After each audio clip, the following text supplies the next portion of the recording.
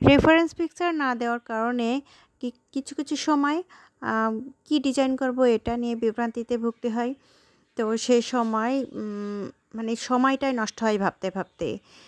এই কেকটাও তেমনই অবস্থা ছিল। আসসালামু আলাইকুম এভরিওয়ান, কাছে বা দূরে যে যেখান থেকে ভিডিওটি দেখছেন, আশা করি সবাই আল্লাহর অশেষ রহমতে অনেক অনেক ভালো আছেন ও সুস্থ আছেন। তো আজ একটি ভ্যানিলা ফ্লেভারের কেক ডেকোরেশন শেয়ার করছি।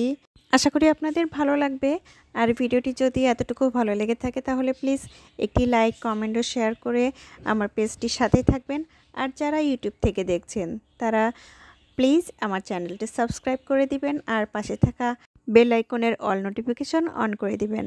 তো আমি এখানে ভ্যানিলা ফ্লেভারের যে কেকটি ডেকোরেশন করছি, এটি আসলে পিকচার সেট করতে হবে। তো পিকচারে যেমনটা ছিল সেই অনুযায়ী আমি ডেকোরেশনটা করব, কিন্তু আমি আসলে কনফিউজড হচ্ছিলাম যে কেমন ডিজাইনটা দিলে কেকটি একটু ইউনিক লাগবে। এরকম ভাবতে ভাবতে অনেকটা টাইম পার হয়ে যাচ্ছিল, কিন্তু ডিজাইনটা কেমন দেবো এটাই যেন বুঝে উঠতে পারছিলাম না।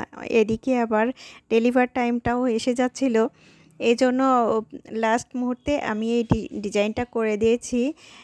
তো আলহামদুলিল্লাহ ক্লায়েন্টের অনেক পছন্দ হয়েছে, এমনকি নিজে থেকেই ফোন করেই আর কি জানিয়েছেন যে কেকটা অনেক ভালো লেগেছে তাদের।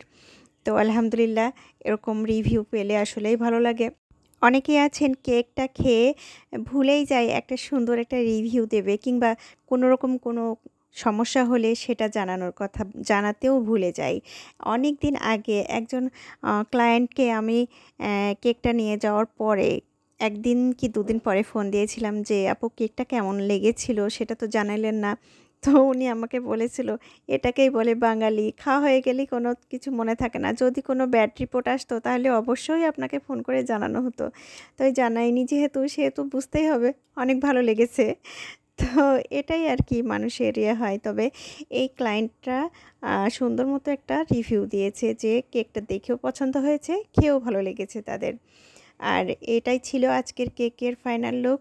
আশা করি কেমন হয়েছে জানাতে ভুলবেন না কমেন্টের মাধ্যমে। তো আমি আসলে অনেক টেনশনেই ছিলাম এই কেকটা নিয়ে।